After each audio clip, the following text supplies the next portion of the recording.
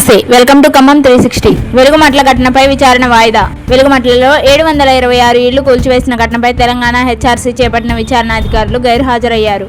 ఈ సందర్భంగా అడ్వకేట్ వెంకటేష్ మాట్లాడుతూ, చట్టపరమైన విధి విధానాలు పాటించకుండా ఇళ్లను కూల్చివేసినందుకు అప్పటి కలెక్టర్ అనుదీప్తో పాటు 9 మంది అధికారులపై ఫిర్యాదు చేశాం. ఈ నెల 7న జరిగిన విచారణకు కలెక్టర్ హాజరు కాలేదు, కనీసం నివేదిక కూడా సమర్పించలేదని తెలిపారు. తదుపరి విచారణను జూన్ 26న ఉందంటున్నారు. వేంసూరు హైవేపై ప్రమాదం. వేంసూరు మండలంలోని చౌడవరం ఎర్రగొండపాడు మధ్య గ్రీన్ఫీల్డ్ హైవేపై జరిగిన ప్రమాదంలో ఒకరు మృతి చెందగా 2కి తీవ్ర గాయాలయ్యాయి. విజయనగరం జిల్లా బొబ్బిలికి చెందిన 3 యువకులు బైక్పై హైదరాబాద్ నుంచి స్వగ్రామానికి వెళ్తుండగా రైలింగ్ ను ఢీకొన్నారు. గ్రీన్ఫీల్డ్ హైవేపై ద్విచక్ర వాహనాలకు అనుమతి లేకపోయినా పర్యవేక్షణ లోపంతో వారు లోపలికి ప్రవేశించారని స్థానికులు ఆరోపిస్తున్నారు.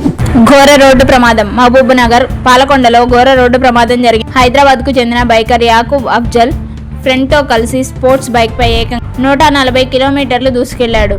అదే సమయంలో పాలకొండ బైపాస్ రోడ్లో యూటర్న్ తీసుకుంటున్న కారును ఢీకొట్టాడు. దీంతో బ్యాక్ సీట్లో కూర్చున్న పిల్లలు ఉజేప అమర్తో పాటు అర్షియా బేగం మరణించారు. బైకర్, అతడి ఫ్రెండ్ కూడా చనిపోయారు. రేసింగ్ సరదా 5 ప్రాణాలు తీసింది. మంత్రి ఆదేశించిన కదలని యంత్రాంగం. ఖమ్మం జిల్లాలో ధాన్యం కొనుగోలు ప్రక్రియ అస్తవ్యస్తంగా మారింది. యుద్ధ ప్రాతిపదికన కొనుగోలు పూర్తి చేసి వారం రోజుల్లో రైతుల ఖాతాల్లో డబ్బులు జమ చేయాలి అని మంత్రి పొంగులేటి శ్రీనివాస్ రెడ్డి ఆదేశించి 10 రోజులు గడుస్తున్నా పరిస్థితి మారలేదు. క్షేత్రస్థాయిలో అధికారులు కేంద్రాలను సందర్శించకపోవడంతో మిల్లర్లు కింటాలకు 10 నుంచి 12 కేజీల తరుగును తీస్తున్నారని రైతులు ఆవేదన వ్యక్తం చేస్తున్నారు.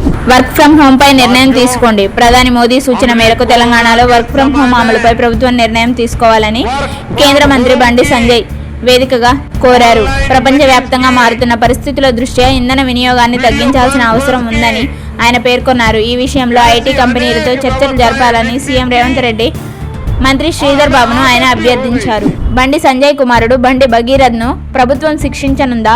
బండి భగీరథ్ ఒక మైనర్ బాలికను లైంగిక వేధింపులకు గురి చేశాడు. గత ఏడాది డిసెంబర్ నుంచి భగీరథ ఆ బాలికతో పరిచయంలో ఉన్నాడని, ఆమెను పెళ్లి చేసుకుంటానని నమ్మించాడని బాలిక తల్లి పేర్కొంది.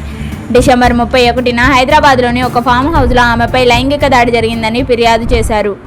గత 8 నెలలుగా ఆమెను లోబర్చుకుని ఇప్పుడు వేధిస్తున్నాడని, దీనివల్ల అమ్మాయి మానసిక వేధింపుకు గురైందని వారు చెప్తున్నారు. ఆ అమ్మాయి మైనర్ కావడం వల్ల దీనిపై పోక్సో చట్టం కింద పెట్ బషీరాబాద్ పోలీసులు కేసు నమోదు చేశారు.